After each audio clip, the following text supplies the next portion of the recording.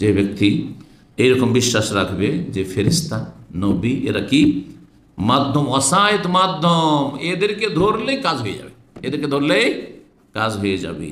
দুনিয়ার ওপর কেয়াস করলো, যুক্তিতে মুক্তি খুঁজলো যে দুনিয়াতে প্রধানমন্ত্রীর সাথে দেখা করা সম্ভব নয়, কিন্তু তার বংশের যদি পেয়ে যায়, তার ডান হাত কাউকে যদি পেয়ে যায়, ধরেন একজনের সাথে খাতির হয়ে গেছে এই বংশে, অনেকে বড়দের সাথে এভাবে দেখা করে না, হ্যাঁ, অথবা নিজের এলাকার এমপি, চলেন এমপি সাহেবকে ধরলে, এমপি সাহেব স্ট্রং এমপি আছে, প্রভাবশালী এমপি আছে, হ্যাঁ, ওনার কথাকে না করতে পারবো, ওনার মাধ্যমে আমি দেখা করবো, করছে না, ঠিক ওই রকমই মনে করেছে রব্বুল আলমিনের সার্বভৌমত্বকে আর মহান কুদরতে কামে লাগে।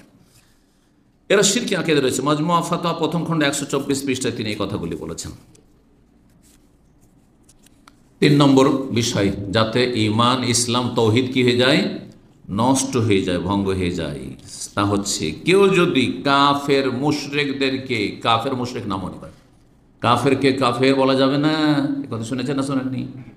এটা এত ব্যাপক আকার ধারণ করেছিল, একটু মনে হয় ঠান্ডা হয়েছে, এখন একটু ঠান্ডা হয়েছে, না হলে আজকে থেকে 25-26 বছর আগে প্রথম যখন এখানে দাম্মাম এসে দাওয়াতি কাজ শুরু করলাম, তখন এই প্রশ্নগুলি অনেক আসতো।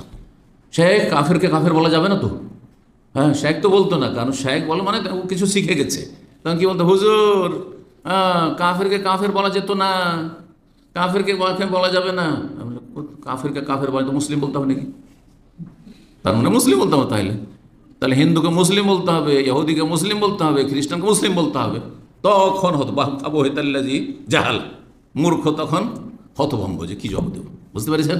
জি, আশ্চর্য কথায় বাঙালি সমাজে কথাটি আসলো কোথেকে, কুফরি কথা, যে কাফেরকে কাফের বলা যাবে না, এটি কুফরি কথা, এটা দিয়ে আপনি কাফের হয়ে যাবেন। ওয়াইন সাল্লাহ, ওসামা, নামাজ, রোজা, হজ, যাকাত, দুনিয়ার সমস্ত আমল যদি থাকে, আর যদি মানে ইহুদিকে কাফের বলা যাবে না, ও কাফের না, খ্রিস্টান কাফের না, বুদ্ধিস্ট কাফের না, শিখ কাফের না, জি, কাফের বলা যাবে না, তাহলে আপনি কাফের, আপনি কাফের। সে তো কাফের আছেই, আর আপনি আল্লাহর বিধানকে আপনি অস্বীকার করলেন, সুতরাং আপনি কাফের। জি, এটি তৃতীয় ঈমান ভঙ্গকারী বিষয়।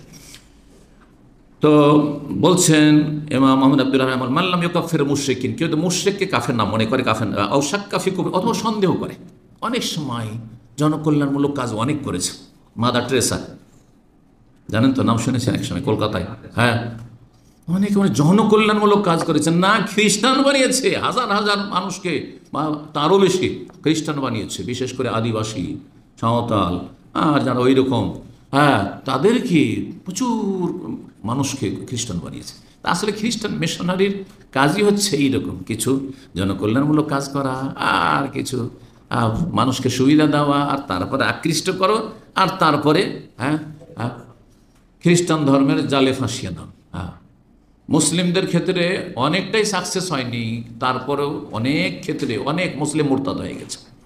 নদিয়া, পশ্চিমবঙ্গের নদিয়া জেলার একটি অঞ্চল রয়েছে, সেখানে অনেক মুসলিমরা মুরতাদ হয়ে গেছে, খ্রিস্টান হয়ে গেছে, এখনও তাদের নামগুলি মুসলিম নাম, কিন্তু সব খ্রিস্টান হয়ে গেছে। এইরকমই বাংলাদেশের আপনার উত্তরাঞ্চলের কথা শুনেছি, জানেন তো আপনারা, সেসব এলাকা, পঞ্চগড়, এদিক এইসব এলাকায় প্রচুর মানুষ সম্পর্কে শোনা গেছে যে তাদের নাম সব মুসলিম, আর মুসলিম সমাজে বাস করে সব খ্রিস্টান হয়ে গেছে। এইগুলো খ্রিস্টান মিশনের এনজিও। কাফেরদের এনজিওতে কোনো বাধা নাই, কিন্তু মুসলিম এনজিও করলে আপনার পেরেশানি শেষ নাই। হ্যাঁ, কোথায় জঙ্গিবাদের তকমা লাগিয়ে দেবে, আর কোথায় কি করে দিবে, আর কোথায় মিথ্যাবাদ দিয়ে ফাঁসিয়ে দেবে আপনাকে। আউযু বিল্লাহি মিনাশ শাইতানির রাজিম। আল্লাহ রাব্বুল আলামিন সমস্ত অনিষ্ট থেকে হেফাজত করুন, এবং যারা এসব অনিষ্টকারী তাদেরকে আল্লাহ সর্বনাশ করুন।